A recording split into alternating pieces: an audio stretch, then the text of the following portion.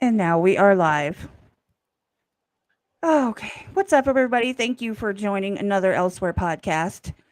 I'm stoked. I just got off work and it is Friday. Thank God.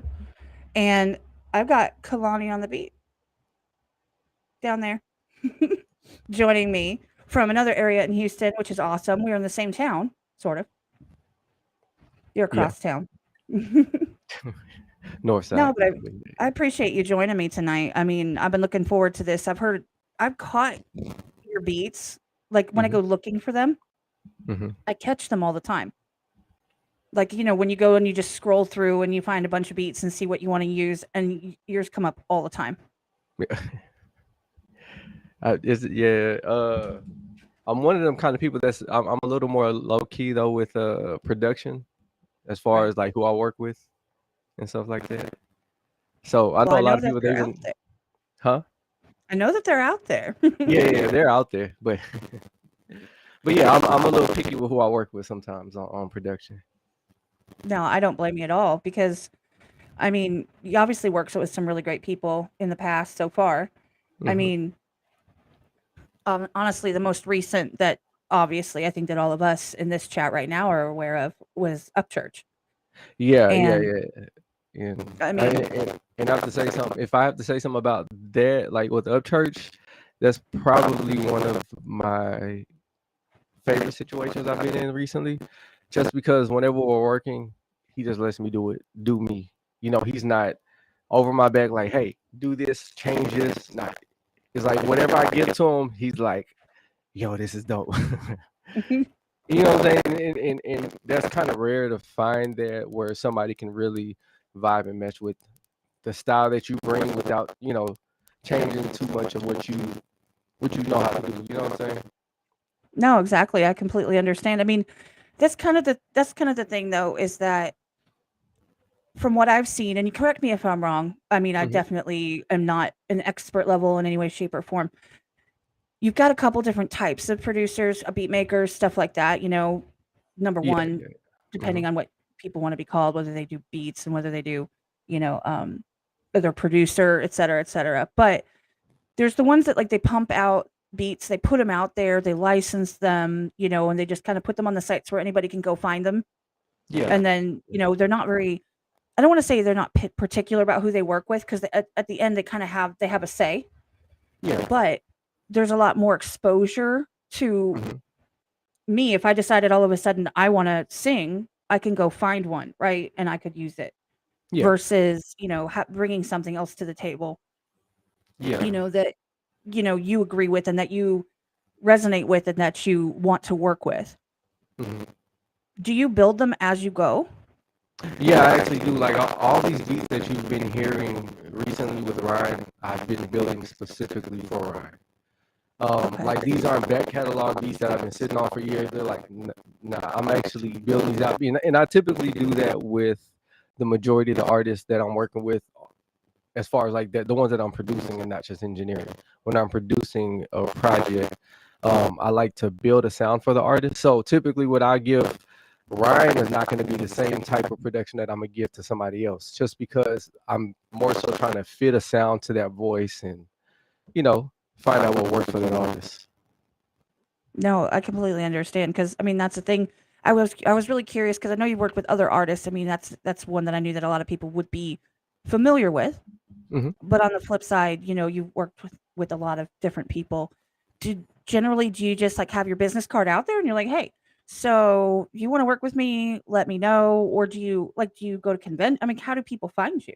Well, I'm I don't go anywhere. I don't even step outside the studio because I'm always so busy. But I've been doing it so long. I've been doing it for about 20 plus years. So when I first started off, I did a lot of networking. That's when I was younger. I was in the clubs a lot. I was running around with a lot of DJs. So I built a reputation, of just working in the field, and also built up a reputation of when you go to Kalani, your work is going to get done. You know what I'm saying? So those were two things that kind of helped me along the way to where um I didn't really have to put myself out there as much Right. because I let my work speak for itself. No, that makes Yeah. sense.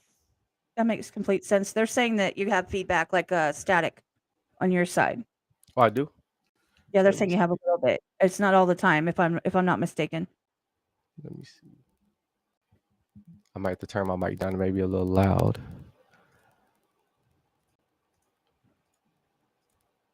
By the way, Creeker Mariah, I really appreciate you coming in here. I've seen you around quite often. I know you.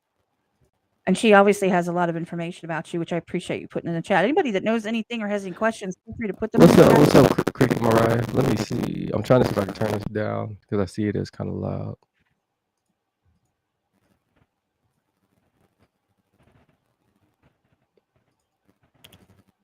I gotta excuse me. This is my first time really messing with this.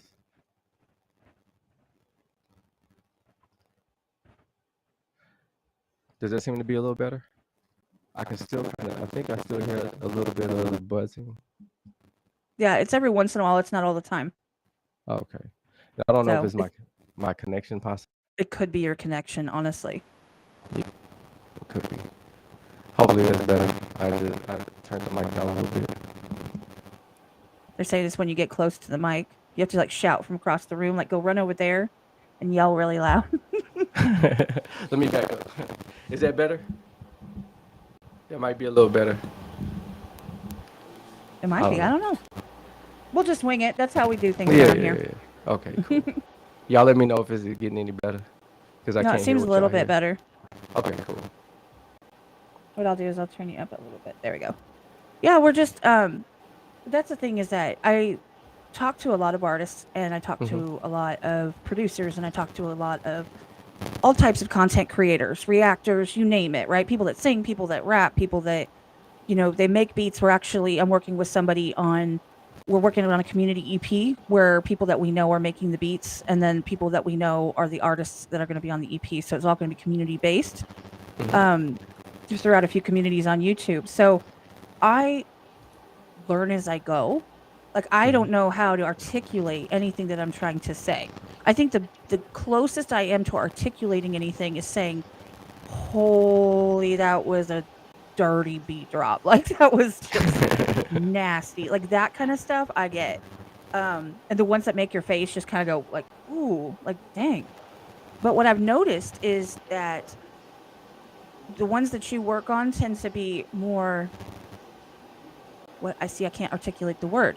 It's not just the beat. It's not just, the bass. It's actually, you've got some kind of something in there. You've got substance in there. You've got some kind of a sample in there. Like you tend to be able to take a sample and flip it and turn it into something that you wouldn't expect. Yeah.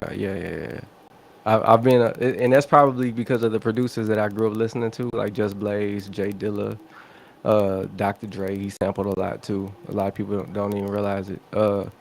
Kanye West. So a lot of the people that I grew up listening to, that's what I noticed about their music. It was always an element in their music that made their music sound great versus just like okay. And I always aim for like how are they making their stuff sound great? Because I want to sound like that. And that was Right. something I always tried to emulate. No, I don't blame you at all. I mean, if you're not striving to be the best or to be great or to be amazing, then like you're just kind of settling for mediocre. Yeah, and I think You're kind of as humans, we plateauing need yourself. yeah, we need to see. To me, I want to see like where my greatest potential is going to fall. Like how far can I push myself? And I think you're doing a disservice to yourself if you don't see how far you can go with what you're doing. You know what I'm saying?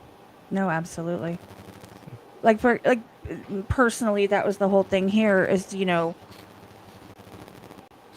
it doesn't matter how small my community is because it grows and it goes, highs and lows. And there's a lot of people one day and there's 5 people the other. It doesn't matter because Yeah. I enjoy what I'm doing and I love the people that come around and I love the people I speak with. And to be completely honest, I love it so much. I just want to see what I can do with it and how far I can take it.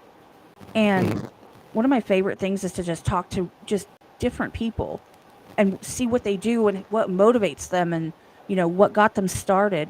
And the whole 9 yards. Wildflower, I do hear the static, but it's not happening as much as it was. So it's a way better. Um, Todd says, right, like the sample track and nothing but a G thing. Hmm. It's doing it while you're not talking.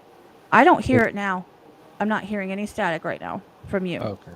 I hear your background like as if like your room ambience, but I don't hear any static.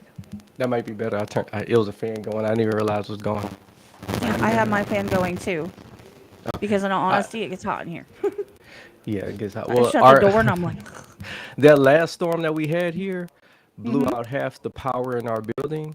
So we've been having Oh, electricians in and out. So thank God it hasn't been hot outside, and we like half the AC in our building is running, the other half where I'm at's not. So it's a little warm where I'm at.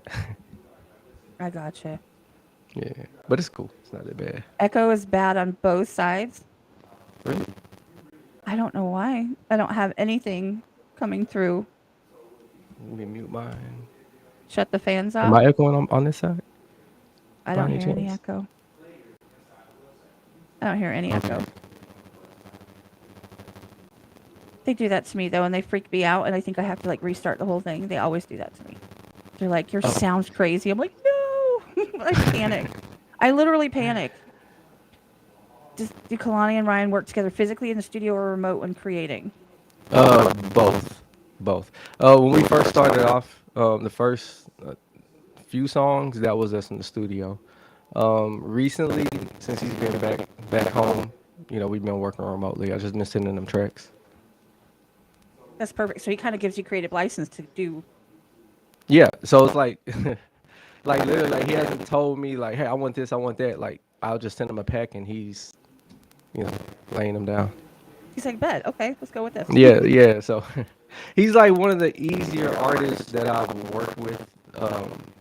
That that's on that kind of level. You know what I'm saying? Because typically, when I'm working with artists that are bigger, it's things sometimes can be a little more difficult. And I wouldn't say difficult, but they don't listen to you as much as an engineer. You know what I'm saying? It's like, Mm-hmm. and that wasn't the case with Ryan. It was just like we was just in the studio working. It wasn't no biases. It wasn't like, hey, I'm the bigger artist. Listen to me. It was just like, what do we need to do to get this record to sound the dopest we can make it sound right now? And that's what the narrative was when we were in the studio. It wasn't anything else but that. And of course Oh, us chilling and having fun. well, if I'm not mistaken, he was determined to find somebody to work with, so that he wanted the Houston sound. He wanted something Hmm. different. He wanted to bring something different to his music.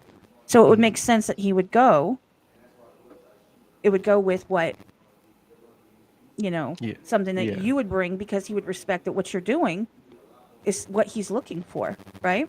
Yeah, I yeah, and mean, and and we always, especially producers, we always appreciate it when artists are willing to, take a chance. Like, let's try something different. hmm no, I completely understand. If okay, so just out of curiosity, on that same strain, if you were Hmm. to describe like the Houston sound, if you were to give it a couple of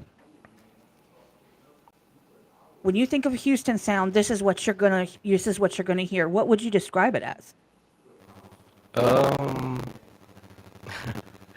it's kind of hard to say now, because the I think the reason why I'm saying that is because the mainstream market has infiltrated the indie market so much down here in Houston that sound, like the native sound, to me kind of got washed out a whole lot. Right. The sound that I grew up on, like with Fat Pat and Pokey, and even when I got older, like Paul Wall, Slim, people like that. It's slowly coming back with that native Houston sound, like the slower beats, um, the beats that typically came out of Houston were bass heavy, really musical on the soulful side, uh, guitar heavy, stuff like that. That stuff is like, I don't know if there's so much coming back, because to me it kind of got washed out a little bit. But whenever Houston producers do take that sound and move to, like, I won't say move, but give it to somebody else outside of the city, it's like everybody goes crazy. But in the city, Right. and I think I know, and I think that's the same case for the native sound in other cities too. You know, it's native to the city, and people don't get it as excited of it, you know, about it because they hear it all the time. Right. No, of course, I totally get that. I mean, honesty, I know that it does get washed out quite a bit, but it's like one of those things where, I mean, they're saying it in the chat here. They're naming off some people. Creeker Mariah's talking about T2. I know who that is. I talked to him as well. Yeah, He actually was telling us where to go in Houston when Truth came out to visit in December, where he was trying to shoot a music video. So, but I mean, it's just really cool because someone's saying, "Look, I'm in Tennessee. I'm in, Washington. I'm in hmm wherever. Okay, I'm in hmm Florida. I want a different sound, and there's a lot of good music that comes from Houston, so I'm going to come here and I'm going to, try and pull something different. Because hmm everywhere you go, if you go to Philadelphia, you're going to have a whole different sound. It's going to, sure, there are elements that sound the same, but of course there is, right? yeah, But it's just, I don't know, it's just the way that it comes together. hmm It's that people getting together in a small venue or a small, like, get together that are live doing their stuff. Like that kind of stuff is where I usually would hear it at. Like when yeah, I used to live in Kansas City, we would go downtown and hmm we would go to some of the, they would even do it outdoors. We would go to some of the festivals and you would get people that were, live mixing and stuff like that. And that's where you would hear what I would consider the sound of the city You're versus what you heard on the radio. you're 100% right. The sound of the city's always been carried on with the DJs and the streets. The radio's never really missed the sound of the city too much. Because if you turn on the radio right now, you're not going to hear the newer generation Houston artists that's coming out. You'll hear like the same songs that we've been hearing for the past 10 years. And I'm pretty sure you can attest to that. We're in the same city, so. No, So exactly. radio, yeah, radio has been the best reflection of like the music because I think Houston really has some amazing artists and amazing producers that come out of the city or are in the city, but because of the way radio is right now, you really don't get to see that too much. And see, and what they were saying in the chat also, I don't listen to the radio at all. I did when I first moved to Houston. I've Yeah, been in and Rob, out of Houston I'm for a yeah. while. I don't listen to mainstream radio, and I even don't listen to satellite radio. hmm Um, I pretty much, I think I filled my cup. My cup runneth over from all the people that I've either interviewed or I mess with or I listen to or support personally. hmm Most of them are independent, um, in some way, shape, or form, or as close to independent as you can get. None of them are going to be signed to the big labels, period. Yeah. hmm And I so don't I'm get not hip, but when I tune in, I'm like, wasn't this the same song that came out like 4 years ago? Like, and it it's the probably same was. thing. hmm It's the same artist. It's the same thing. It's the same sound. It's one person who's singing breathy out the entire time. They're breathing out as they sing in their female. It's her, or it's a, another version of her that sounds the same exact way. hmm The same, just the same thing. Or if I go into like the hip hop stations, hmm I get nailed with the auto tune, like Yeah. real, real deep auto tune, as well as lyrics I don't want my 9-year-old hearing.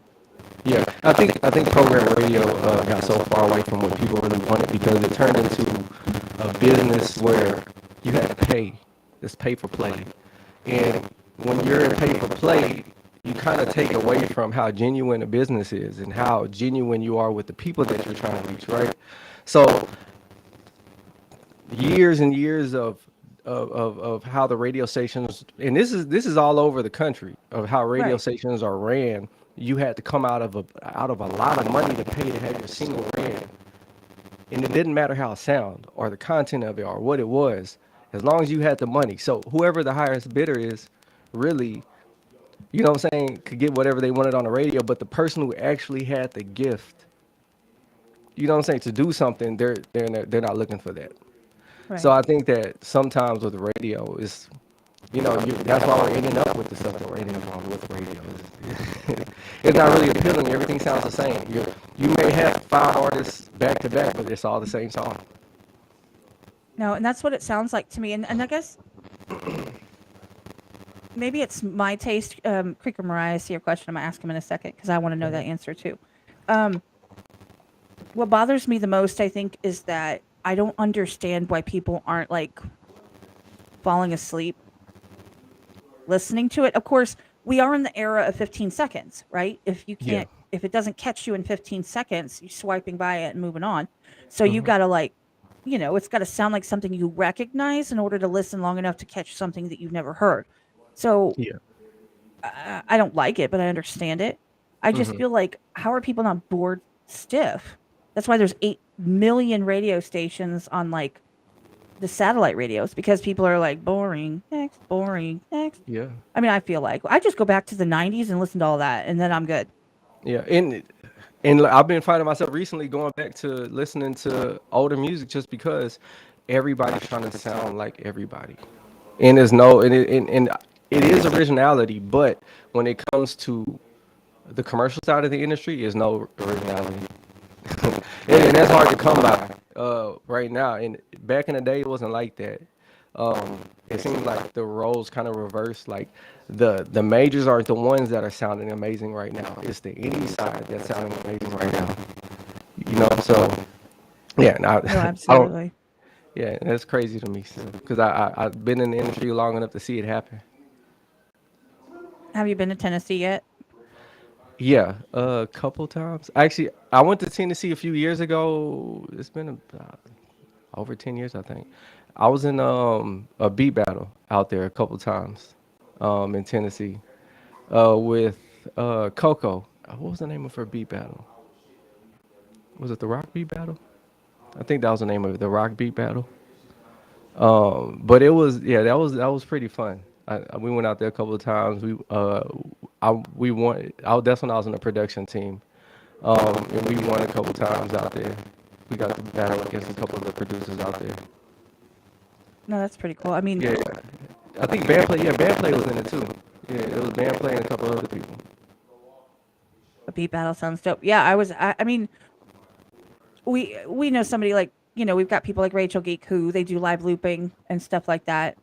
Hmm. They'll go live and they'll do it like right on the fly, or they'll do Hmm. songs and stuff like that. Um, seeing how do I put this? Seeing them like I've seen her in competitions, like on stage, where she Hmm. sets up her equipment, and then she does Yeah. her thing, and then Hmm. other people set up their equipment. But I've seen it in beatboxing. So I've seen like loop battles, I've seen beatbox battles, but I've never seen a head to head beat battle. Yeah. It is Is it really one you do like at the time, or did you have it pre prepared?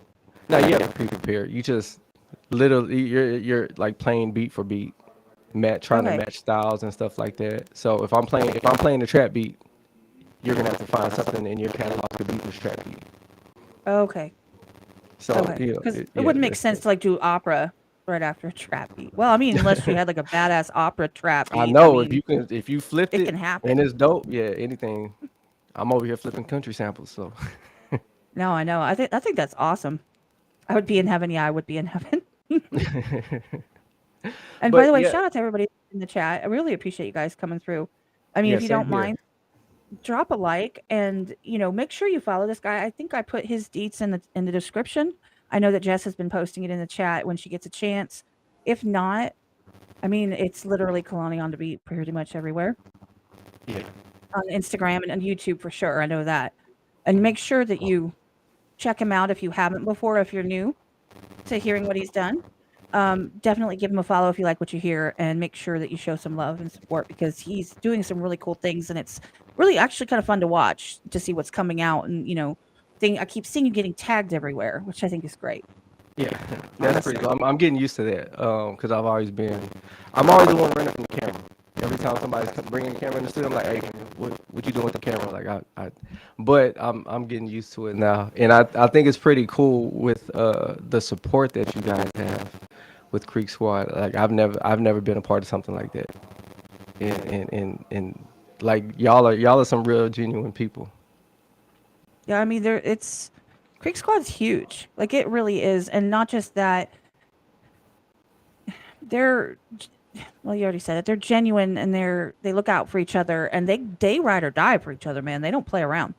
Oh yeah, Like you come at one, come at all type situation. Like don't even play. And Yeah, so I it's seen that. nice to have the support. It's kind of like a support system where you just know. It's one of those things where you just know. Hmm. You say Creek Squad, and they're like, "Yeah, what's up?" And you're like, "Ha!" Yeah. Like you resonate on that level. Uh-huh. Rob Mead wants to know. He says, "Ask him how he felt when he first had his brush of fame or being known." Um, how I felt? Well, I felt pretty good. Like I can remember like whenever it was a big deal to have your song on the radio, because now it's not a big deal anymore. Right. But a few years ago, when I first started, it was a pretty big deal to get your song on the radio because it was pretty hard to get your song on the radio, especially with no budget, no money, no nothing. You know, and I had did a song a while ago down here in Houston when I was younger called "That's My Little Dip," with this group called MPS at the time, and the song made it on. I forgot how it made it to radio, but after it made it to radio, it made it in the local chart here, so it stayed on radio for a little bit. And That's yeah, awesome. that was my first little taste of fame then, because whenever that happened, my phone was blowing up because my tag was in the song, so everybody heard it. So yeah, that was the feeling. It was pretty cool. It was pretty cool. I was hyped. I was in the car. I was in my little Honda Prelude, 6 speed. Well, it wasn't 6 speed, but yeah. I remember when I heard it on the radio, like I had just mashed it. I was going like 90 on the freeway because I was excited. No, that's awesome. Because I mean, I can't. I just can't. Because and it was different. 10, 15, 20 years ago, it was a totally different deal, right? Yeah. Because it's not the same. Right now, you can. You mean two like you get tagged all the time. People get tagged all the time because you're like, "Hey, how are you?" Tag you. Yeah. Hey, I want you to see my story. Tag you. Like it doesn't Mhm. necessarily have to do anything with you. People Mhm. tag. I know this is my favorite. When people post something and they just want everyone to see it, so they tag like 100 people, Yeah. and I'm in there, and I I'm started like, wait a seeing minute, I and I'm started just seeing that like, a lot. Yeah. and then every time somebody comments, it notifies me, and it's Mhm. like one of those things where I'm like, oh wait, it has nothing to do with me. They're not talking to me. It's not about me.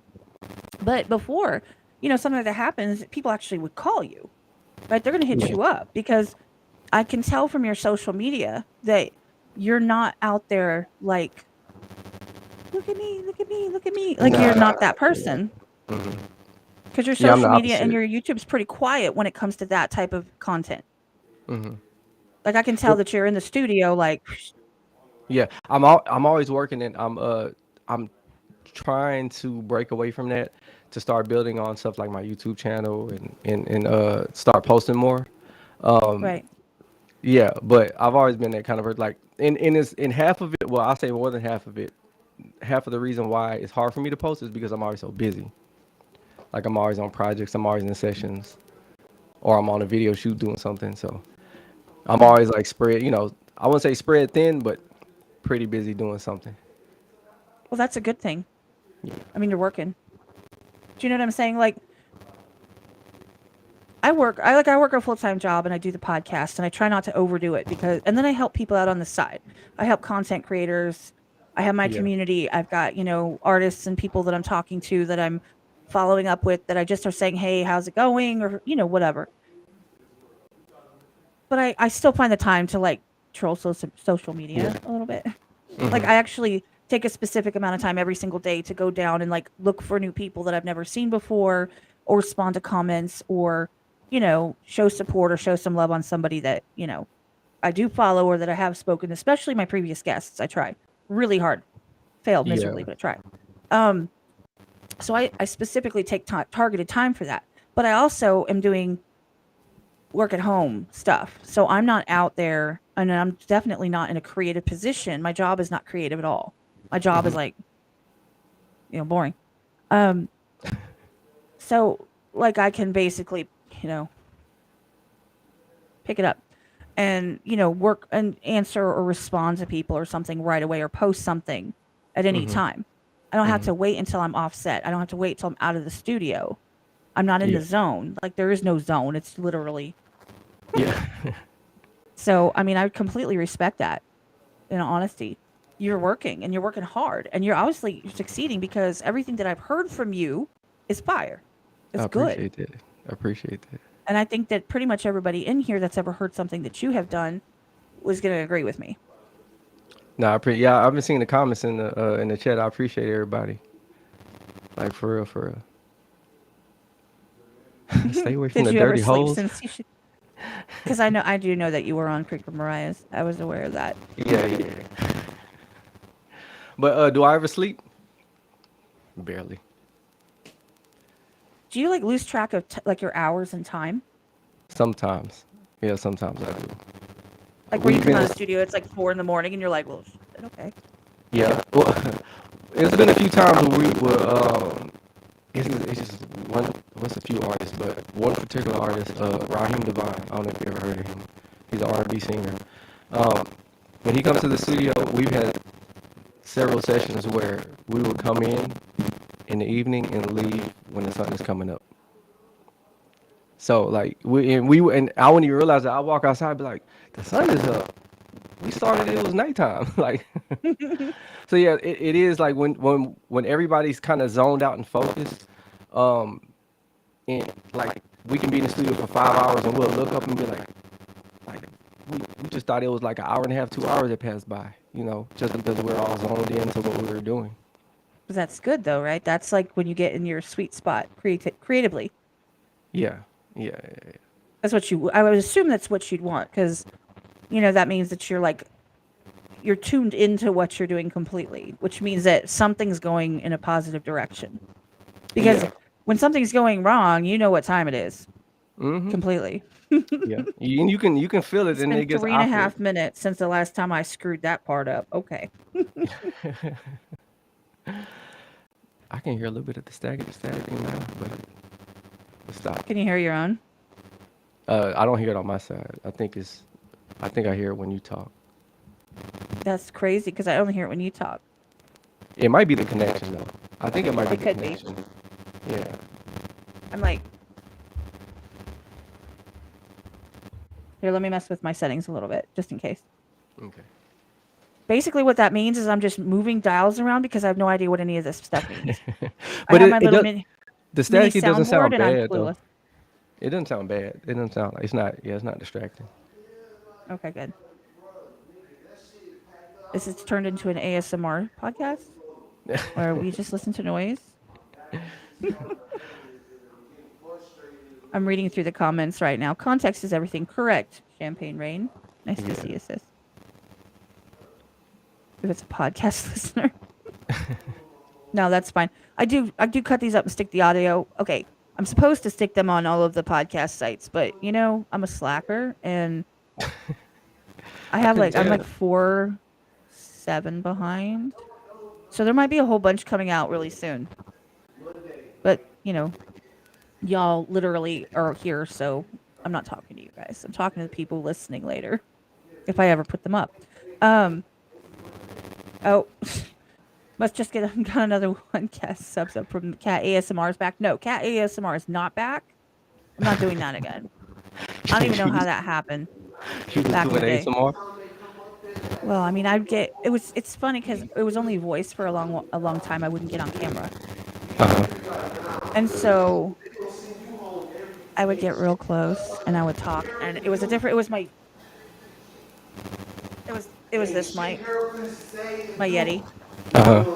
And for some reason, when I got really close, it was like they were like, "Ooh, you're doing ASMR." I'm like,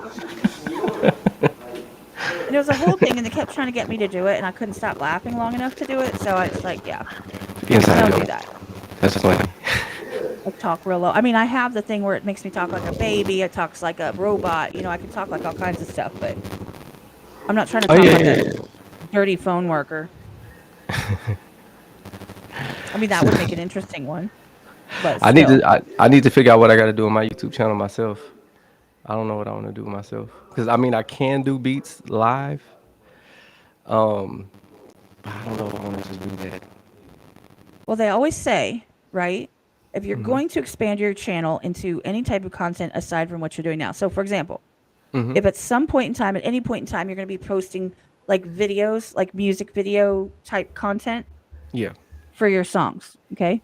You're not going to want to mix that with live streams. Like if you're going to be start going live and stuff, that's when people Mm-hmm. make like a second channel for something like that, because it's gonna nail you into the algorithm for live streams, even when you post music videos or vice versa.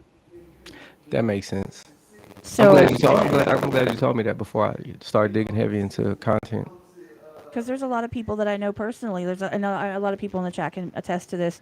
There's quite a bunch of people who are content creators. Like let's say they do reaction channels, and then Mm-hmm. they also do gaming. Well, then they start just seeing this plateau, and they can't, or they do live streams as well, right?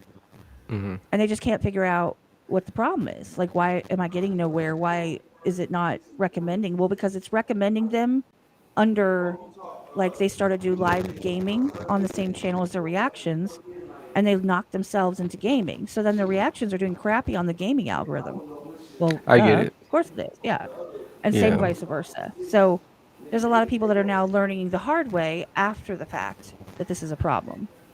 Oh, yeah, that makes sense. That makes sense because I know YouTube they'll categorize your channel under like gaming or DIY type stuff whenever you're searching. So yeah, that makes sense. Yeah, I don't even know what they've categorized mine as. I literally have no idea. I couldn't tell you. Like that's along the lines of like what my numbers are. I don't check them. I don't check my Mm, numbers. I don't check the views. I do sometimes kind of look at likes and stuff because I'm picky and I want it to all be 100% liked. But yeah, aside from that, I just started checking mine because I went from like 30 subs to 1,000 or something in a short amount of time.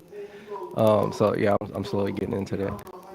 yeah. And I mean, the thing is, if you get stuck on numbers, it's just going to drive you crazy.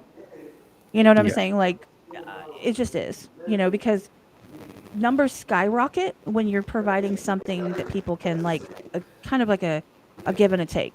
Like I give you Hmm. this, you give me that, and your subs will fly up. And like for me personally, I do a podcast. I don't have, you can't request reactions. You can't pretty much get me to do anything. So Hmm. I'm not as fun, I guess. They're saying I'm reading the chat. I'm reading the chat right now. Hold on. I, I don't know how to scroll my own chat. That's pretty sad. Yeah, I see Um, JC. Yeah, I actually can record. I actually have it set up to where I can run the whole session live on YouTube while I'm actually working in the process, and y'all can see my screen. I've been getting a few things set up so I can have a few options with streaming live content, and I wanted to. One of the ideas I had was really showing the behind the scenes of how the process of how we're creating these songs. no, that would be cool So to have behind the scenes. yeah, so we might be doing that. It's like, look behind you. Yeah. People love to do that when you're live. Look behind you. Yeah. Well, now, I mean, I got Beetle, Beetlejuice on my wall. Beetlejuice. Yeah, I finally got him up on the wall. That was a gift from Just Jen Reacts. She sent that to me, That's pretty cool. so I had to get it up on my wall. Under, I'm redoing all my walls. These are all behind me. These are all autographed. These ones over here are not. I just got my As the Structure Fails. They gave me a poster. There were all the members autographed for me. So I have That's to get pretty that cool. framed and I'll get to put that up there. So I might have to shrink my flag a little bit because it's like taking up all of that room. Uh huh. But I mean, it'll be good. I had a question I was going to ask you earlier and I forgot to ask. Uh huh. Um, if somebody was to ask what your style is, how would you describe your personal style? Like if you're like the kind of beats that I make, they tend to be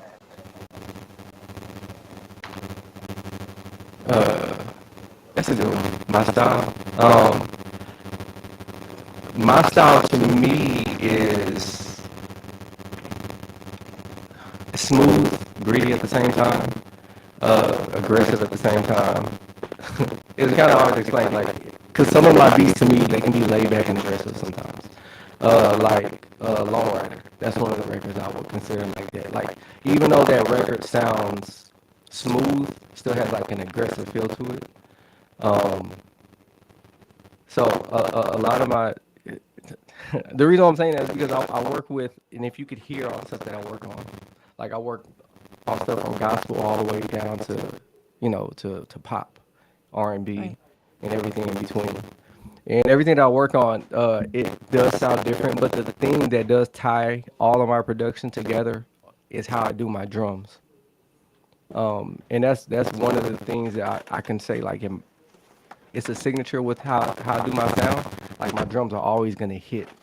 That bass is always gonna hit you in the face. Them snares are always gonna smack you in the face. You know, that's Right. that's yeah, that's something I'm sorry of somebody coming in my room. But yeah, yeah, that's how I would describe my sound. You know, No, absolutely. Because the thing is that I might not be able to differentiate myself like off the top, but I know a lot of I know a lot of producers and people that are avid music listeners and beat listeners. Like they listen to that part, not just the song as a whole. They hmm can differentiate between those type of pieces of it, especially anyone that has any experience with mixing and they're capable of using the software and the program and all that stuff, and so they get it more. Me, I haven't gone there. Like, there's a lot of things I've had to do. I do my own images now. I make my own little videos that are, slowly getting better. Um, you're pretty good though. The stuff that I saw on your channel is pretty good. I appreciate it. You know what's really funny is the two hmm reels I did for you are I the thought those were first two. pretty dope.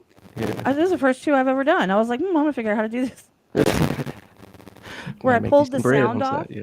and I'm Uh like, huh. you know what? I can't find the sound on Instagram. I'm gonna get it. Cool, cool. Zoop. I pulled that sound right up. I was like, oh, well, that was a lot easier than I thought. Yeah.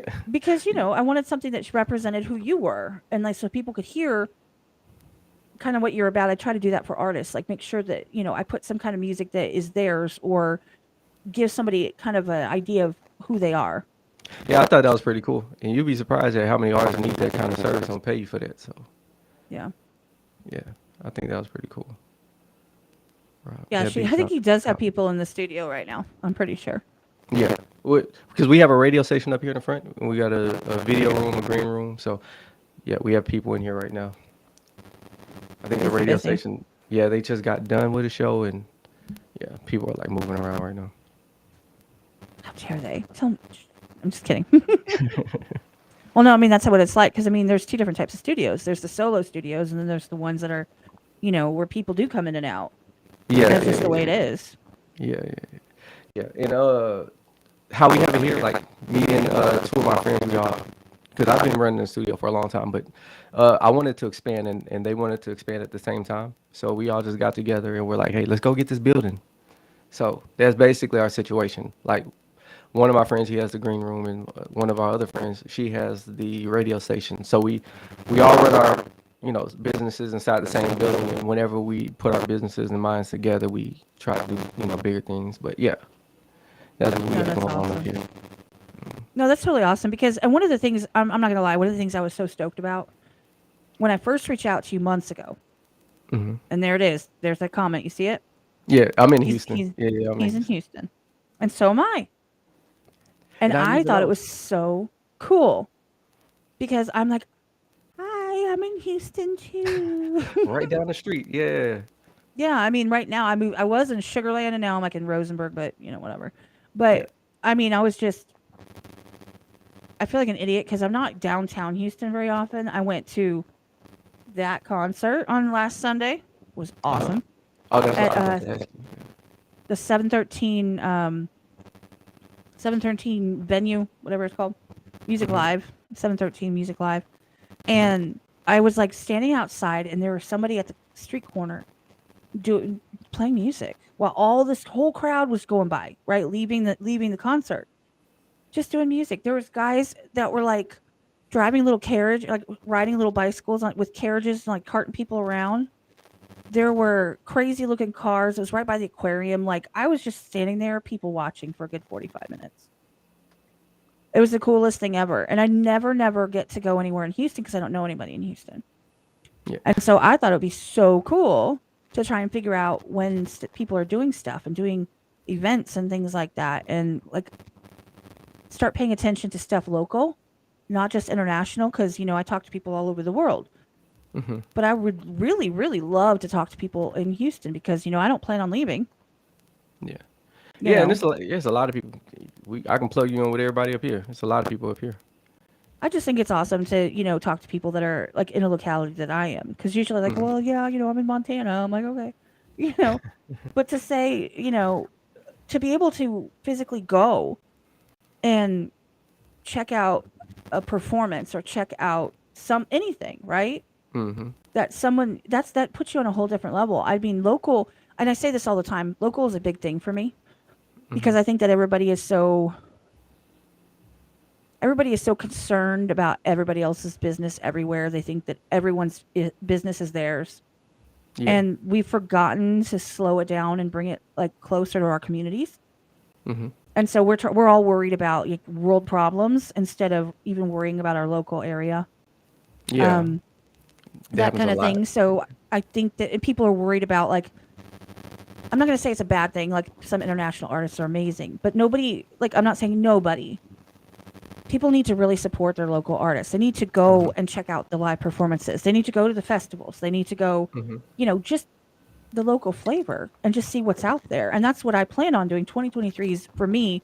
I'm traveling more. I'm going to be doing a lot of stuff like that. So that's why I was so excited because I'm like, you're in Houston, Yeah.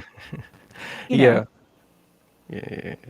And I'm the same way too. I probably need to start getting out more and getting to these venues because I'm always in the studio working. I don't get to see. I really get to see my work outside of the studio. Yeah, I'm a hermit and I'm like I've made myself a hermit. I don't go anywhere. Like they give my community will joke with me. They're like, "Wait, you're out of the house? You went to Walmart? What?" Like they're shocked, and I'm like, "Well, yeah." They're like that when they see me out the studio. They're like, "You look weird outside the studio. You don't look like you belong here." What's up, Mad P? Thanks for swinging by. No, like you come out of the studio and you've got like mole eyes, Yeah. and you don't see it because you didn't see the change, but you come out and they're like, Yeah, like "Whoa." I'm squinting because I've been in the dark all day. Yeah, hilarious. Your glasses suddenly are like this thick, and you're like, "Wait, what happened?" I can see in the dark. I have radar location. I don't need, I don't need my eyes anymore. No, that's kind of how I am. I'm always, always, always like I'm literally here. My work computer. This is my streaming stuff here. Hmm. My work computer's right here. Like I'm touching it right now. So I don't go far, That and I that was me spend there. 8+ Uh, hours a day. And of course, you work in your studio, so yeah, yeah. Yeah. It's almost the same. Well, I wouldn't say the same. Well, yeah. I'm sitting in front of the computer all day. I go outside and I sit in my car because I can't smoke inside. So I go sit in my car because I'm old and it's hot, and so I sit in my car, turn the air on. I go to the gas station and I come home. The kids get dropped off the bus right at the end of the street. I'm like, okay, I literally have to go nowhere. I mean, but It's for somebody like me, like I'm a homebody. If I'm not in the yeah, studio, I I'm am at too. home. Yeah, so the less I have to leave the house, the happier I am. I know I'm literally the same way, but I've decided that I can't change if I don't change. I Yeah, can't yeah. grow if I don't make effort to grow. And I'm not going to Mm-hmm. do anything or make anything of myself and what I'm trying to do unless I'm out there doing what I'm talking about. Yeah, I facts. can Yeah, sit here all day and I can have conversations and that's great and I love every moment of it. But there's just hmm it hits different when you're right there. yeah, it does. It hits different when you're looking at someone in the face. When you're sitting down with somebody, even if it's just not even like on camera, but you're just meeting them as a person to person, you Hmm. know? There's a different vibe. It hits different, the not your aura, but whatever. The vibe you give off. Yeah. And I need to do that. And I've decided this is my year. I turned 40 this year. So okay, it's now or never, all right? Congratulations. I got I got one more year. One more year and I'm gonna be in the 40 club with you. Yeah, I'm like, oh man, really? I don't Yeah. feel 40, but I mean, my knees are 40, but I'm not. You don't look for it. Rob says, "What made you want to pursue music as a career? What was that big defining moment that you knew you had no plan B and decided to chase your dreams?" Um, well, I've already been in music since a kid. Because my dad, he was a musician. He's still a musician now.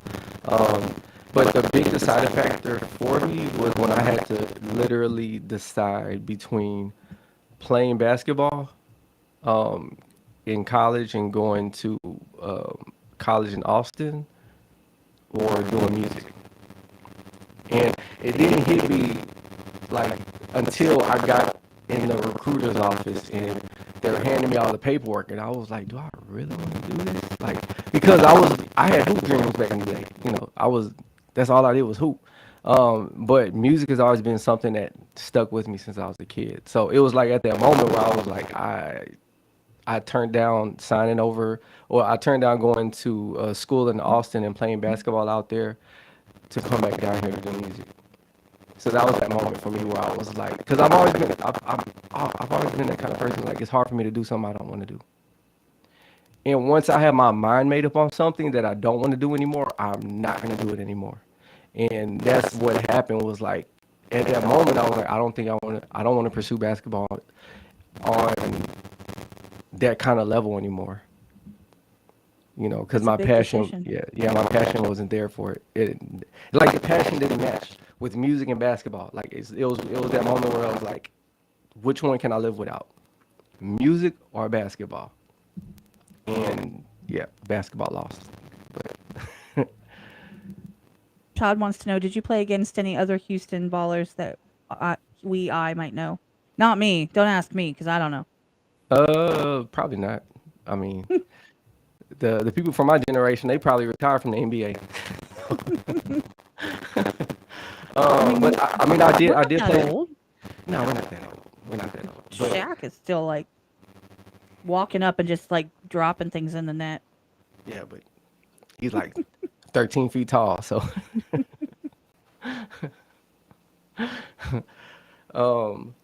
but yeah, I haven't but I haven't really had a chance to play against any big Houston ballers. Nah. That's what I'm saying. I wouldn't know who they were. Yeah. I mean, I just wouldn't. Yeah. I mean, I did in high school, but the ones that made it to the league, I played against them in high school. That's about it. Nice, Jared. Funny. That was funny. He's got jokes. Yeah. Well, one of the things that I'm doing recently, at least in the last couple of weeks, the last week and this coming week especially, I'm on the market. I'm looking that intro that I played on when we started. I'm looking to get a new beat for that. I'm not asking you, don't get me wrong. I'm not like, oh, what do you want to do? No. I'm looking for something that makes sense, right? And I can't figure out how to describe what I want. I cannot figure out how to tell, because I know plenty of people that make beats and have offered to do it for me. In fact, I actually have one I could use, but we used it in the rap competition. Blindsight made a beat and he gave it. He's like, here you go. You can use it for whatever. You can use it for your channel. You can use it for the competition. I'm gifting it to you because he made it himself. But it's kind of like, it's a little bit, it's rappy and it's like, it's not, I'm a girl. Like, you know, I don't need something that's, yes, thank you, Wallflower. Something that screams cat. Like, yeah, you want something that fits. But I want bass. Like, I can't articulate what I want. I don't want bubbly and but I don't want, you know what I'm saying? I can't figure out, and that's the hardest thing for me. Do you want cute and bassy? I want cute and dirty. Cute and dirty? That's a good explanation. Yeah, that could be better. Bye, Creeker Mariah. I appreciate you coming through, hon. I really do. Yeah, appreciate you, Creeker Mariah. All right, see you. I'm just saying, make a challenge where people have to make a beat for the intro. I'm not gonna make people do all that. Like, that to me is like trying to get people to do something for me when I have a couple people that, I mean, they're already offered, and I'm not gonna sit there and be like, everybody go make one and hand it to me. Like, that's a lot of work. I'm not doing all that. But I mean, cute and dirty. I just can't think of, like, when I hear it, I can tell that it's like, well, no, that's vibey, and I don't like vibey. And then I'm like, oh, well, that's a little bit too, I like angsty, but angsty doesn't work for a channel intro. I get all over the place, and then I give up, which is why it's taken me 3 weeks to do this. Yeah. There need to have a glossary of terms, and then little little clips of what they sound like. That is a good idea. Somebody probably needs to put some definitions next to certain sounds so people would know. Like a Beatopedia. It's a good idea. I might have to take that idea. Dictionary. Yeah. I But don't no, know I what to mean, call it. you might have to. I know if you, because it seems like you have like you know what you're looking for. Just you have a hard time explaining it, so you probably would have to get something made custom for it. Cute and Dirty reminds me of a 70s porn music drop. Well, you know, Could sample that that could work. with the ASMR. Yeah, we add ASMR to that. Golden. Golden. No, it's one of those things where I appreciate the process. I know how hard it is to, because I'm not creative in that way, right? I'm not a composer, and beat making is composing Yeah. as far as I'm concerned. So I appreciate what goes into it and how hard it is, and you know what I'm saying? Like I get that. I just don't know how to say, oh, I just go, ooh. And that to me is like plenty, that face right there that just told you like, ooh, I like that. I don't know how to put it into words. Like if someone were going to tell you that, give you like a good review of your song, what would they say? Like would they articulate how they heard it or how it sounded? Are you more concerned about like the overall result, or do you live for those moments where it just like goes boom, and just like those moments, those beat drops, those, you know what I'm saying, where it just kind of knocks your socks off? I think a little bit of everything. You want all of the things? Yeah, I do too. because everybody listens to music different. That's why. So Right. everybody's reaction on how they hear it, you know, they may be reacting to like something that the artist is saying. They may be reacting to the beat, you know, and like you said, they may be reacting to like the drops and stuff like that. So like for me, it's all of the above. I get it. I've seen what people use, like the programs when it's up on their screen, and they go through and they're like, I'm gonna add insert whatever snare here, and there's like 300 of them. I cannot, and I guess it's just practice makes perfect. You know what you're looking for, you know what they're gonna sound like. I cannot imagine the first time that you went through, okay, well, I'm gonna go through 300 snares and find the one I want. Yeah, I have Is it about just 2,000 snares, and I use like the same 5 or 6. well? So I I mean, just I get that. I thought 300 was a lot. I was like, wow, that's like a really big number, but I'm trying to make a point, and then you drop like a couple thousand. I'm like, okay. well, I mean, Okay. it's because I've been collecting drums for a long time, and yeah, but I I end up using the same 5 drums because I would like use them in layers, or I would, you know, manipulate them a little bit to change them how I want it to sound. But yeah, So, like so having 300 or 5,000 isn't necessary if you know how to work with the five you've got. yeah, That makes it's not really complete sense. necessary, but I mean, it's good to have because you never know when you're going to need it. So that's the reason why sometimes you may come across a producer and they may have like a million sounds in their computer. Just for that case, because you never know the artist you're gonna run across, the type of, you know, what sounds are gonna pair with their voice. Because I work with people with some unique voices, and not Hmm. the same set of sounds are not gonna sound the same, as well as drums are not gonna sound the same, depending on the voice, the tone, stuff like that. Right. Yeah, I was already, my mind was blown when I was trying to, it was like, I don't know, 7 years ago, when you used like Audible. Was it not Audible? Audacity? Whatever that Yeah, program was for Audacity. voices. Yeah. Audacity. And then Uh-huh. you could like use the hallway, and it was like echo, like Hmm. crazy echo, and I was like, "Whoa, that's crazy. I'm in a bathroom." Or it would sound like that.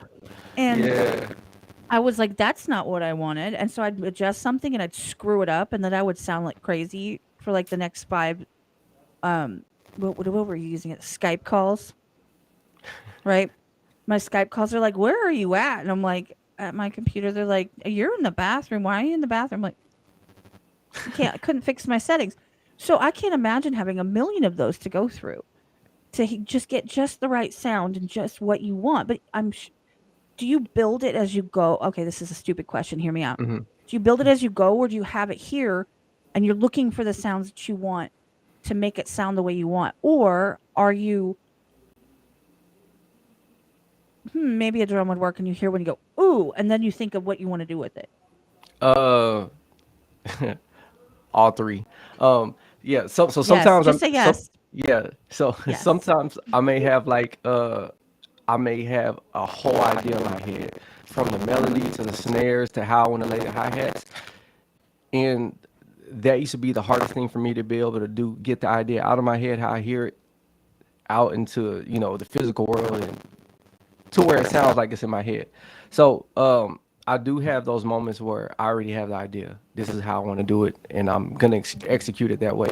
And a lot of times when I come into the studio with an artist, I don't have any idea.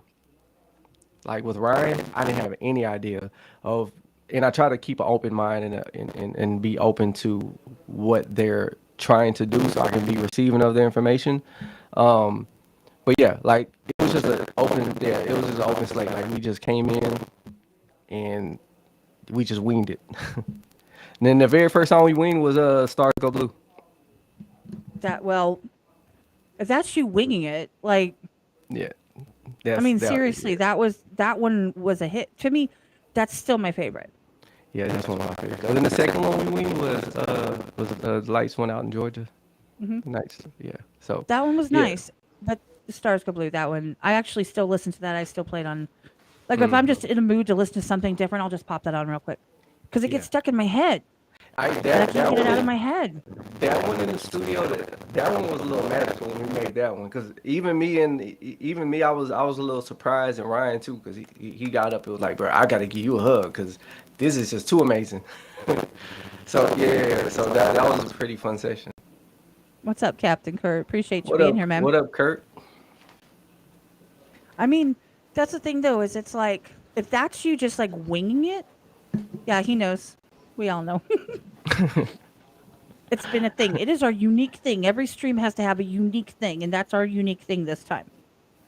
We've decided. That's what makes this podcast special. We're gonna have some. If it wasn't for technical difficulties, I wouldn't be on the air at all. Like, I think pretty much. I've had to rebuild an entire stream from Streamlabs and then bring it all onto Restream. Like, I had to do the whole thing live. I was already live. I was like, whoops. Okay. That's a headache, because Streamlabs was giving me the business yesterday. I was about to punch the computer. No, I believe it. What we're doing right now, I'm trying to get off of Streamlabs because, see, I don't do like reactions or anything. I don't record. I can pull my videos off of YouTube if I want, and I download them anyway to rip the audio. I do that anyway. So I don't need Streamlabs to record. So why am I using it? It's just an extra hassle. Like, StreamYard? so I'm using Restream this time. Oh. And Restream actually has been working better than StreamYard for me. I like it better. But that's me. I mean, Yeah, each I their own. think Creek and Mariah used Restream too when we did ours, and it was pretty good. Well, see, and I started with Streamlabs, and then I liked all this. I learned how to use it, and I figured it all out. And then I realized I was doing the most. Like, why am I doing so much? To be honest, my screen would be us, a chat, and my logo. That makes sense. Yeah, and Streamlabs is So, a bit complicated. Yeah. I mean, it's like using a Swiss Army knife when you just needed a Phillips head screwdriver. I mean, it wasn't really that necessary. Or like using a jackhammer. Like, I didn't need all that. Yeah. But I do use it to like record stuff, if I want to pull clips and stuff. But other than that, Yeah, text to speech donations. Well, guess what? Nobody donates, so I don't have to worry about that. It kind of works out for me. Not yet. Not really, and that's okay because I don't ask for them. Like doesn't bother me. I'm not here for people to donate. Like I'm here because I want to Yeah. have a conversation. I want to talk to you. I want to learn about what you're doing, how your brain works. Like do you have any pets? you know. I want some, but no. Mm. Yeah. I have a cat who's decided that my mother he likes her more. So We've been having that debate in our house because the, our kids want a dog. I don't want a dog. I like dogs, but they're a responsibility that my kids are not ready for. So I'm in line more with the cat because I like cats more. They're a little more independent. They're not always in your face. Yeah. well, they'll lick their butt in your face. But other than that, Yeah, they that pretty too. much do their thing, and when they deem you worthy, you know. Tactar wants to know what the sample that was started with on Monster Max is called. What is that sample? Let me see. I think let me see. I had it right here. Hold on. I'm gonna get it to you. I think I had told Kurt. I can't remember what it was when Kurt asked me. I think the other day. And see, what's funny is I know that you've been on talked to other people. I haven't watched a single one. I don't, and that doesn't make me a jerk because here's the thing: No. we've had this scheduled for a while, but Yeah, I didn't want to talk to you like after I already heard all the things. that makes sense. That Do you know makes what I'm sense. saying? And I didn't want to be like Yeah. already come into it with like prior Yeah. Oh, I knowledge got. aside from what I found when I asked you in the first place. So Yeah. The song is called Tribe Attica from 1971. he said he asked you about the beat and if that was a superhero background. A superhero background? Nah, but it sounds like superhero music. Yeah. I remember when I first I remember when I first heard which one was it? It was I think it was maybe the one that samples You Don't Own Me. Not yours, but it was a song that was on the radio. And I was like, they're stealing the song. And my kids are like, oh, it's this new song. I'm like, that's not new. That's Leslie Gore. I listened to that on repeat when I was a kid. No. Like, because I didn't know. This was, years ago. I had no clue. I was like, Yeah. they stole the song. I was so upset. And then I started hearing it more. And I'm like, oh, they're stealing. I didn't understand. Like, I thought that they were taking the exact song and, like, just singing over it. Yeah. I didn't get it until I actually started paying attention because that was when I was like early 20s and I didn't pay attention, right? You know what I'm saying? Yeah. I just Gotcha. listened in the Gotcha. car when I was going somewhere. I didn't really pay attention. But now I'm like, oh, that makes sense. So I went back and I started listening to some stuff that like pulls samples and stuff Hmm. to appreciate it differently than when I thought everybody was a, klepto beat Yeah. people. But I mean, I can't imagine how would you like so like Stars Go. How did you decide? Okay, this is what I'm just gonna magically throw a dart and find a song. Like, did you think of it? Well, no. What? How it started was we were just having a conversation in the studio, and Ryan was like, "Dude, what do you think about sampling this?" And I was like, "Yeah, let's do it." So they were talking. I just turned around and started working, and I don't think he expected me to turn around and just get to work that quick because I just started Mm. banging out the beat real quick. He went outside, and I think they were talking and came back in, and the beat was like constructed. So yeah, it came together pretty quick on that one. But yeah, that idea actually came from Ryan. He was the one who initiated that idea. He was like, "What do you think about sampling this?" And that's how we got led down that hole of sampling Well, these you should country like songs. you need to send him a beat that like samples Baby Shark and see what he does. I bet he would kill it. I'm pretty sure he'll kill the beat. I'm pretty sure, yeah. Baby Shark. Or like Okay, any. That was the first one that came to mind. I might have I to flip mean, you know what I was thinking? One time I was thinking, that. like Full House, the original Full House. Mm-hmm. Dun, dun, dun, dun, dun, dun, dun, dun, dun, dun. I actually sampled that like years ago, but I'm gonna have to go in Nailed and it. redo it. No. I mean, I did, but the artist didn't, so it got shit Oh. up. So, yeah, I'm gonna go back in and redo it. Well, I like it. I think that's cool, Yeah. personally. Like Family Matters or something. Like this old school shows or something. Just a touch of nostalgia. But I couldn't think. There's so many songs out there that you could possibly pick from. I can't even Right. imagine narrowing it down and being able to put 2 plus 2 and say, okay, well, this is actually going to work. Because Yeah, I'm the Jared. one that would pick the worst one. Yeah, Jared got me cracking up over here because I can hear Upchurch saying that.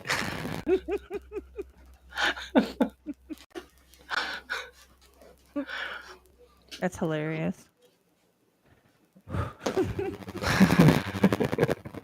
This needs to happen, y'all. We need to start a petition. Let's start one on change.org. Get up church to kill a beat. The Baby Shark. Motherfucker. I'm gonna have to say it. I think it'd be funny. If this video gets 100,000 likes, I'm gonna have to do it. Yeah, well, I'm just playing. so that's a no. If this video gets 100,000 likes, I'm pretty much gonna keel over. And I'm sampling Baby Shark. Yeah, I'll keel over after you do that, just so I can pay attention. Yeah, you got to hear it first. I gotta hear that happen. That's gotta happen. That is so funny. I'm so. I could hear the motherfucker. Exactly. That's all I've been hearing with these last records, like motherfucker, like just with all the reactives. It's that's hilarious to me. Oh my god, that's funny. Do something a good, bad, the ugly Western song. There's this Western song called Cow Patty. That's a fun one. Cow We do Patty. that one. Mm-hmm. I gotta hear that one. Cow Patty. Cow I don't Patty. Yeah. My mom's name is Patricia, so my stepfather, before he passed, he used to play this song at her. We're talking about this Western shootout, and the guy had the deep voice like Cow Patty, Cow Patty. They're talking about a shootout. Well, it kind of was, but I have to find that song. I would have thought it was about hamburgers or something. Did you tiptoe through the tulips? We do that one. That would be a good one. I got it. If anybody knows that song, But that would be epic. The thing I like about sampling is how I'm getting introduced to a lot of these old songs that I've never even heard of. Yeah. And so I'm getting to hear some of the way the musicians did stuff back in the day, and I'm imitating or redoing some of that stuff. So I'm learning at the same time. It's kind of like elevating, right? Yeah. That's what Gordon Ramsay calls it, where you take a classic and you elevate it. Yeah. Make it. I mean, the playbook is there. It's like you just gotta update it, make it sound current. What's your favorite era? If you had to choose. If you had to choose. If I had to choose, I would say 70s. The 70s, their whole era of the R&B and the soul and even the disco that came out of that era. It's still to this day to me is unmatched. The quality of it, the musicianship of it, even the engineers back in the 70s, the way the equipment sounded to me that time was when music was amazing. Music is still amazing, but that's what birthed, I think, a lot of what's going on now, just because of the quality of what was getting pushed back then. Because back in the day, you had to have $1 million studio to get something that sounded amazing in the 70s, Right. But yeah, that would be my time, I think. Mine's the 90s. I think everybody knows that 90s, hands down. No, there's no competition for me personally. Yeah. I mean, you can pretty much pull up any 90s song, and I'm there for it. I'll just. You're not gonna make me mad. But here's the thing. The era I appreciate the most is 50s, 40s, 50s. 50s, 50s and 40s. 40s has some pretty cool music too. The birth of, because that's around the birth of rock and roll and around that time. Yeah. Where when they sang, it was them singing. Mm-hmm. Their touch ups hardly. So it was like pure. It was the pure talent. It was a Yeah. pure sound. So that's Yeah. for me. That's a really great base for things to build off of because real talent, pure voices, right, and Mm-hmm. pure like the drums were somebody sitting there playing the drums. The saxophone was somebody standing there playing the saxophone. That's a great base. And Yeah. it was really cool because you didn't have to wonder. Like, when you go and you see people in concert and you're like, well, I wonder if they're going to have, if it's going to be a backing track or if they're actually going to play it. Like, you just never know, Yeah. And I think I like music today. I think the auto tune needs to be taken out back and shot. But, that's me. I mean, I just, when it's overused, like when you're like, and I do it on here because I have auto tune on this thing and I'll butcher it. But I just think that all the stuff that kind of goes back to those, well, they were oldies when I was a kid, Motown, all of that, all those sounds. I just think they can't be beat, Yeah. They're like in a whole different lane than Yeah. modern music. Yeah. And I think that probably has a little bit to do with what we were talking about earlier with the radio. With the radio, I think they're responsible with the way music got watered down because of program radio. When you play the same song over throughout a day 20 times, it's like you're programming people. This is what music is supposed to be like. They would drive So you crazy. yeah, so over time, from the 90s to now, music has gotten watered down. Mm-hmm. And like, I remember when I was in third grade. All right, I was in third grade. It was 1993. I was Mhm. 10, and Mhm. Ace of Base came out with "I Saw the Sign," and my teacher obsessively loved that. I Loved it. remember that song. I love that song. I love Ace of Base, but I Yeah. love I said it's 90s, so nailed it. Um, Mix 93.3 in Kansas City played it Mhm. every hour on the hour, and she would in our third grade class, she would turn on the radio because they had such a high demand for that song. They would play it like a 5 after the hour every single hour. And she would Mhm. turn it on and we listened to that song for the 7 hours we were in class, like 7 times. Yeah. Radio stations, like you could call in and tell, hey, can you play blah, blah, blah? And they would throw it in the mix, they would add something Mhm. to it. Now, the last time I really listened to them, I was stuck listening to the radio because a coworker, when I was in the office a couple years ago, she had the radio on and I couldn't Mhm. get them to stop. But it was the same songs in rotation. I heard the same like 4, 5, 6 songs every 70 minutes. They would come back on over and over. And it was on rock stations and it was on country stations and it was on pop stations. It was everywhere. They Yeah. recycled the same songs every single day. There was nothing new, nothing different. If it Mhm. was 80s, like they'd say, 80s, 90s into today, they played Michael Jackson, Madonna, Prince. Like it was, you knew Yeah.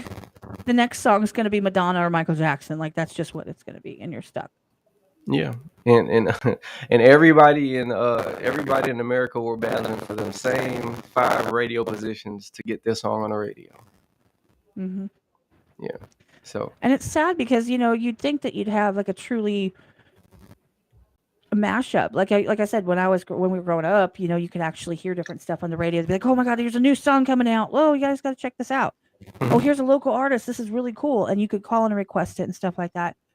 But now it's just they stick them in the loop, like in the playlist, Mhm. and put it on the loop. And they have that algorithm where they say you have this many spins you're allowed to do. And it's just sad because really it stunts people. They don't get to hear different things and new things if they're Yeah, and only if it they does. choose to listen to radio. Yeah, it does 2 things. It does to me. It stunts that, and it stunts sometimes the growth of the artist because, Right. like I was talking about earlier, when you have that pay for play system in place, Right. when you can pay for your position, like how much growth can you get from that? You know what I'm saying? Because it's not really earned. You're Right. paying for it. Like it's a big difference when you actually earn that. You know what I'm saying? And you earn that right to have that record. So, like even this, from people that earn their position in the industry, they sound different from people that's paid their way in the industry. Right. If you pay Absolutely. attention to it, yeah. And I think the breakout artists. What's Yeah. up, Truth? He's in the chat. What's up, man? Yeah. Appreciate you swinging by, man. Yeah, the breakout artists, like the ones that just like they're so good that they can't deny it. Mhm. They can't deny them.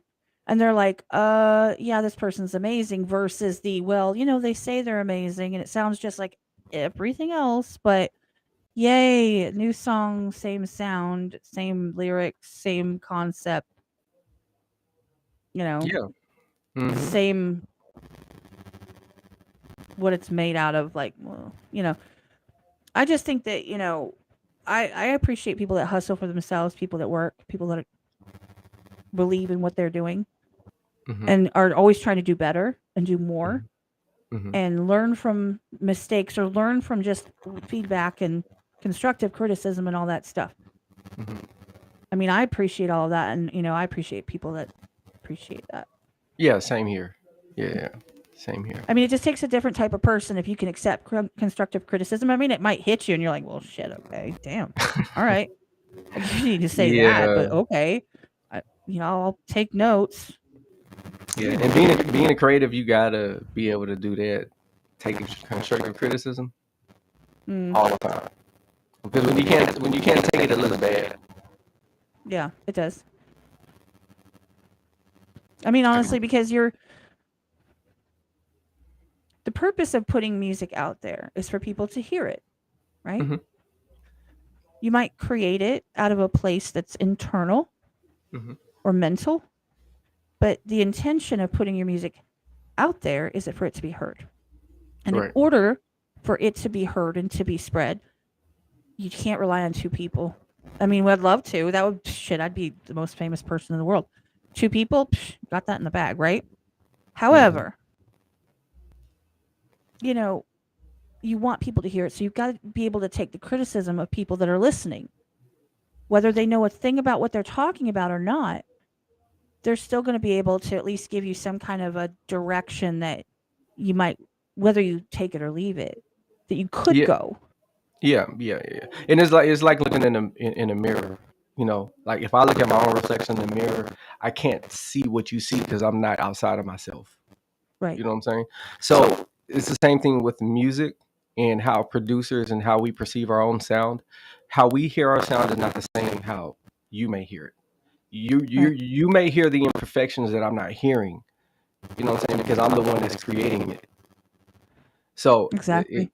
yeah. So in a lot of cases, and I see that happen a lot. With the time I've been in the industry, where somebody can't take that constructive criticism and they're not hearing what the person is trying to say. So Exactly.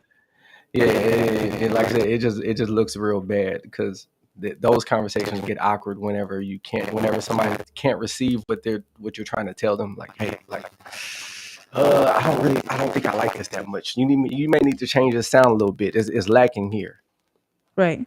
Yeah, Or it's yeah, just too much. Like there's just too much going on. Or wow, that like made my ear want to like scream at me because that was way up there. Because yeah, I hear yeah, stuff like that all the time because they're like, hey, I'm working on something. Check this out, and I'm like, that's great, but what the hell was that? Like that kind of thing. And I yeah, was always worried about giving my feedback, but they wouldn't have sent it if they didn't want it. Do you know what I'm saying? And they're like, oh well, I yeah. need the feedback.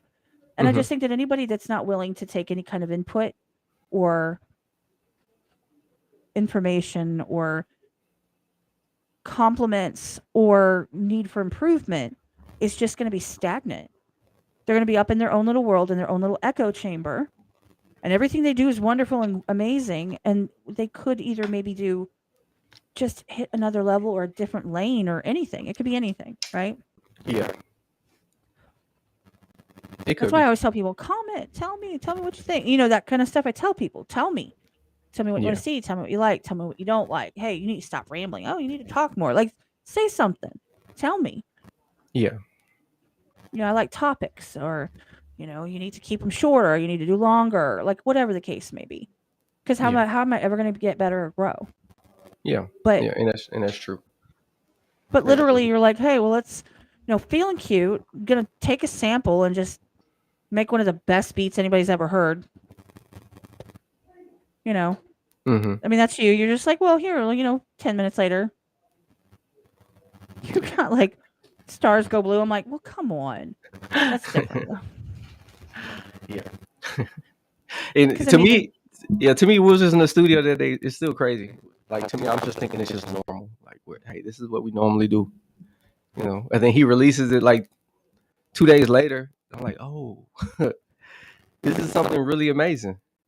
yeah, it turned out amazing. Mm-hmm. I was kind of sad that he didn't include the 281. Shout Oh out yeah, 281. yeah. He still shouted out Houston though.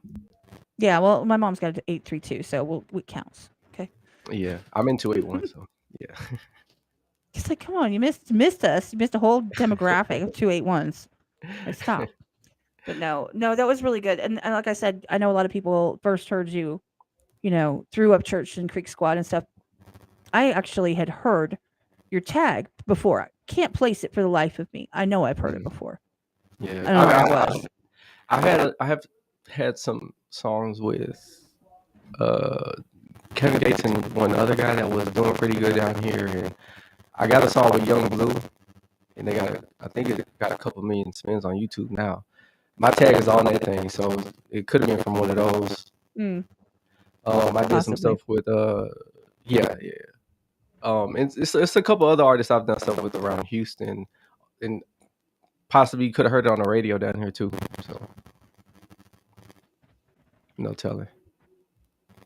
The female vocal one, Cat?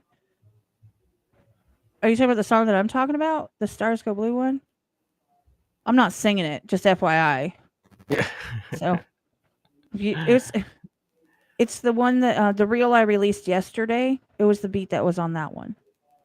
Not the one today, the one yesterday. That was the one. That's the one I'm talking about. If that's what you're asking. But And that's actually Tim McGraw on the sample. Yeah, didn't know it could sound like that, did you? Yeah, we just turned them all the way up. I mean, just pitched them up a little bit. Oh, the tag? Oh, the tag. Now that's my little nephew. He's not little anymore. Aww. He's grown now. But when I first started, literally when I first started in the industry, I had him do my tag. That's super cute. Yeah, I never changed it, so I'm not gonna change You shouldn't. it. Yeah, I'm not gonna. I've had people try to like, hey man, you don't want to change it. I'm like, no. It has sentimental value to me. Yeah. That's actually really cool because, I mean, it stands out, honestly. Oh, appreciate But no, I really respect what you're doing. I really do. Appreciate that. I respect what you're putting out there, and I've been keeping a close eye. I know that you're a little bit social media shy to a point where and it's not because you're like, well, I just don't want. No, you literally are too busy for the most part. It doesn't even cross your mind to do it, which is fine. But anytime I catch like a tag that has to do with you and stuff, I always go check it out just to try and show some support. Just because I really resonate with what you're doing. Everything I hear that you put out that I'm aware of is amazing, and you just seem like a really cool guy. You've always been kind to me in like messages and stuff. You've never been a jerk. You've never like blown me off, like. Oh yeah, So, no, I can't. Yeah, I appreciate that because I always see you showing support. I really appreciate it. Now, see, it's a few other people too that I always see up and down my page all the time, consistently showing support. And I really appreciate that because for somebody like me, I've been in the industry for years, and whenever I do stuff, I don't look for like who's cheering me on. I just love doing music. But when I do see it, I really appreciate it. Oh, that's awesome because I know that I know that I appreciate it when I get it. So, I try to return that to other people. Like you're taking the time out of your day when you could be doing something else or you could be, working on something to just sit here and talk to me and just have a conversation that, you could have with anybody, and I truly appreciate it. Yeah. I mean, it means a lot like that people would give their time because you're donating your time, which I appreciate.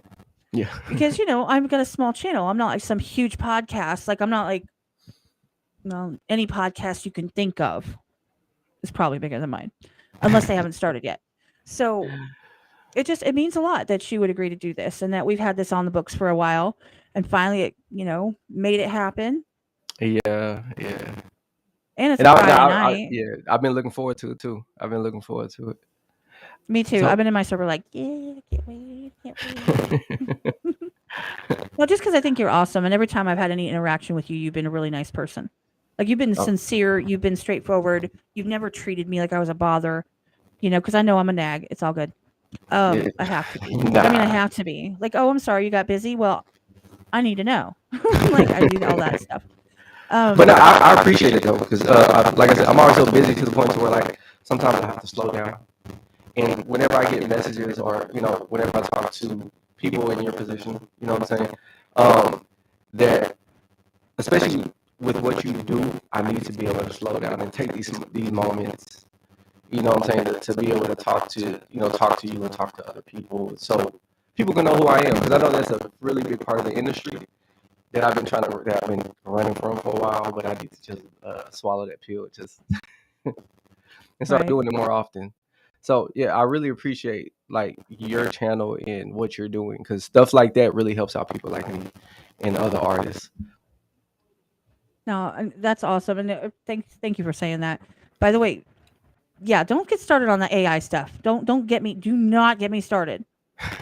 They're asking about AI generated beats, and I'm like, don't go there. Like, do not go there. I've had I two don't know. podcasts, one by myself and one with Cliff Mm. Beats, where we went into like AI, and we had a special guest. Michael jumped up here, scared the shit out of all of us with all of the stuff that's coming down the. Like, let's just not. Yeah, Do AI is not. crazy. Yeah, no. He just wants to Yeah, know. He just wants to know your thoughts on AI generated beats. Do you think useful for ideas or crap? I I think have a vote. it's both. It depends on who's using the tool. Um, like the more and more that I'm producing, I'm starting to use. I'm not saying AI assisted tools, but tools that are kind of close to that. But to me, one thing that I feel like is going to be really hard to do is to really mimic the human element of musicianship in AI. They've been trying to do it for a while, but the human element is too many variables that go into that. You know what I'm saying? I For you to agree. be able to study that, because it's such, it's like the capabilities of what we're able to do musically. It's just too wide for me, and I know AI is crazy. It's always learning, forever learning. But to be able to mimic the human touch, like when they do that, then that's when I'm gonna be in trouble. But I just don't see that happening right off back right away right now. My point is, Hmm. it's always going to be mimicking something. It's Yeah, never an original thought. yeah, It comes from something. Now, and then people argue with you. That's why I don't want to get into it. People argue with me. mhm, They're like, "Well, we're like a blank slate when we're born." Meh, meh, meh." I'm like, "No, because when you're a baby and you're mad, you're like, did someone say you have to go in order if you want something? No, you just did it. we AI have has to learn to do that. Like I have yeah, images pop up in my head for no reason. I didn't ask it to. AI yeah, has to go get. I'm not getting it. Like I said, I'm not going there because I get salty about all that because I think that I don't want to pay for a beat, so I just go and I go get one generated, and it's like woohoo! But it's pulling from other people's stuff. It's yeah, taking bits and pieces from other people's stuff. I'm not saying that sample or that all those like elements that you have aren't yeah. doing the same thing. It's not the same. If Mhm. you say I say this about writing, I say this about art, I say about anything AI. If you describe something, okay, and you say, make this for me, and you're surprised when it's done, it's not your art. You didn't create it. I don't care if you are Yeah. a good describer, good, you're a good describer.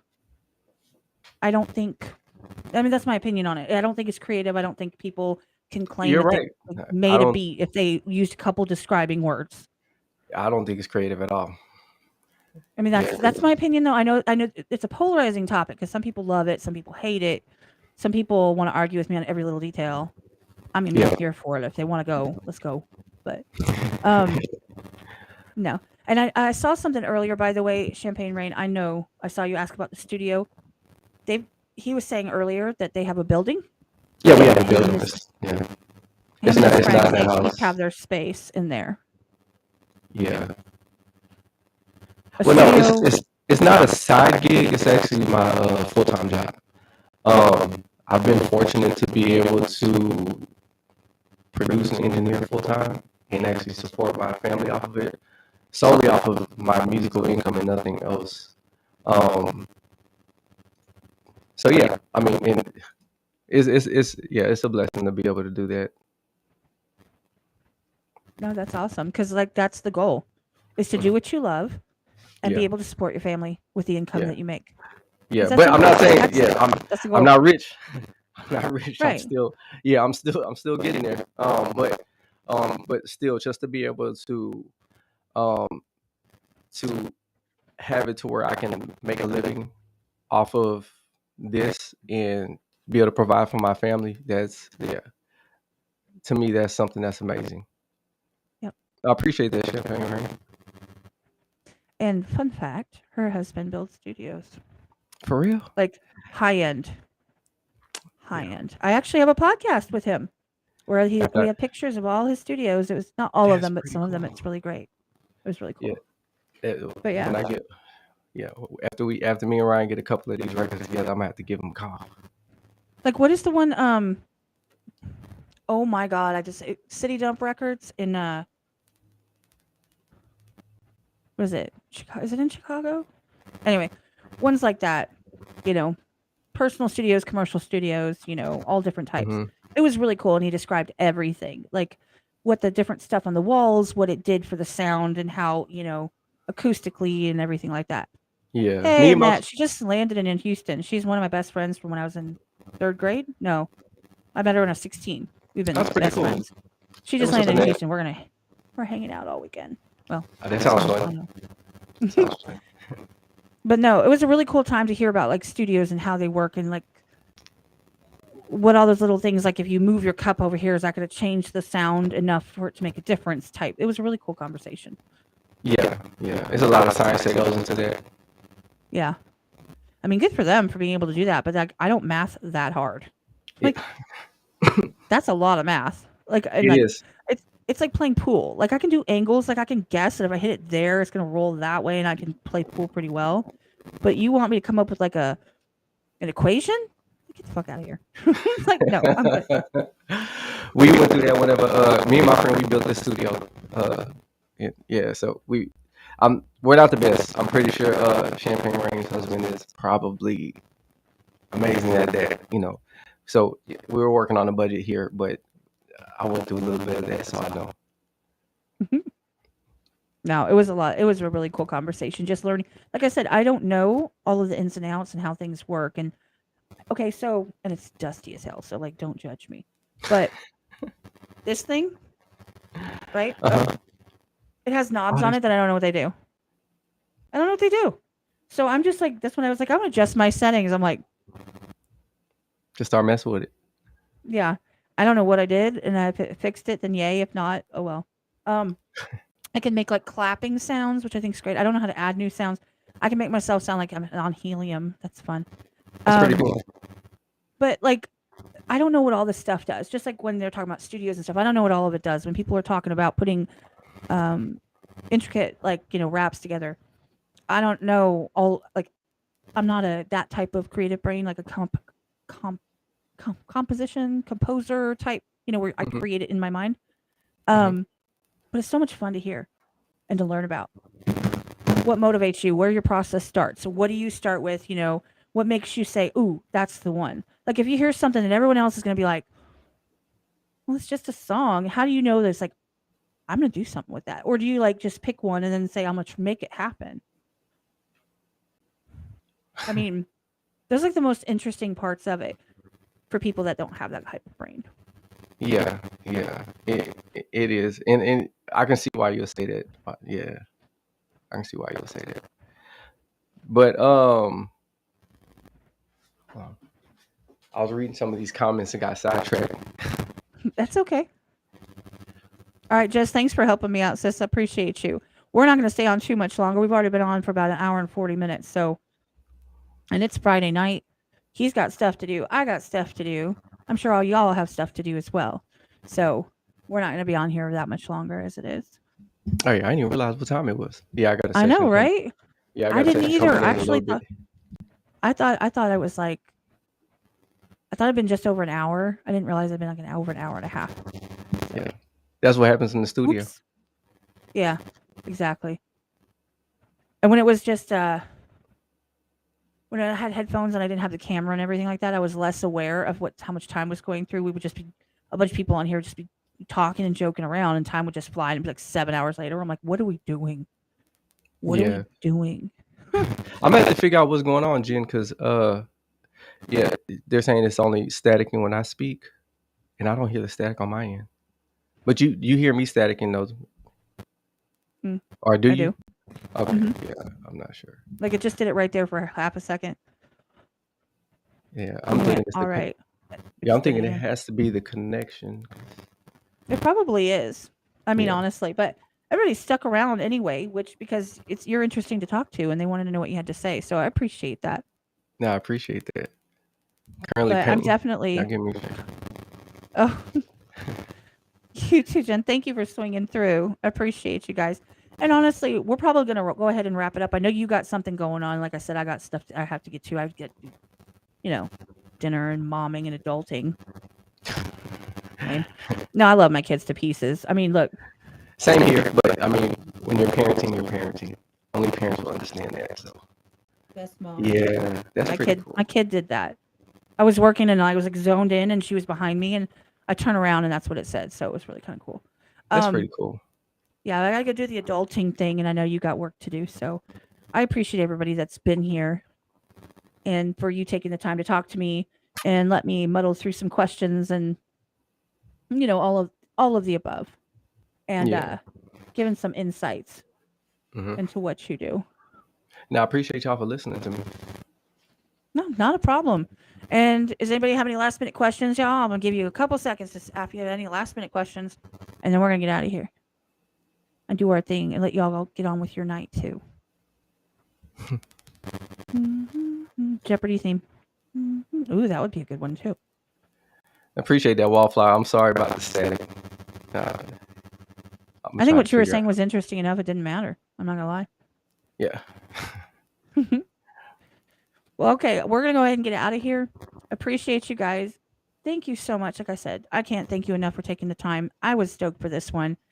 Anytime. And I think if you ever need something from me, whatever it is you need someone to, I don't know what I can do for you, but if there's something I can do, let me know. And Oh, I same. thank you. Yeah, same here.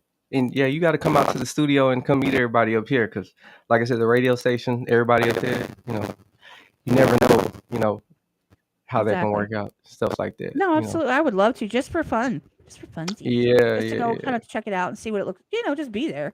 Why not? yeah. To network with other people, it'd be pretty cool. No, absolutely.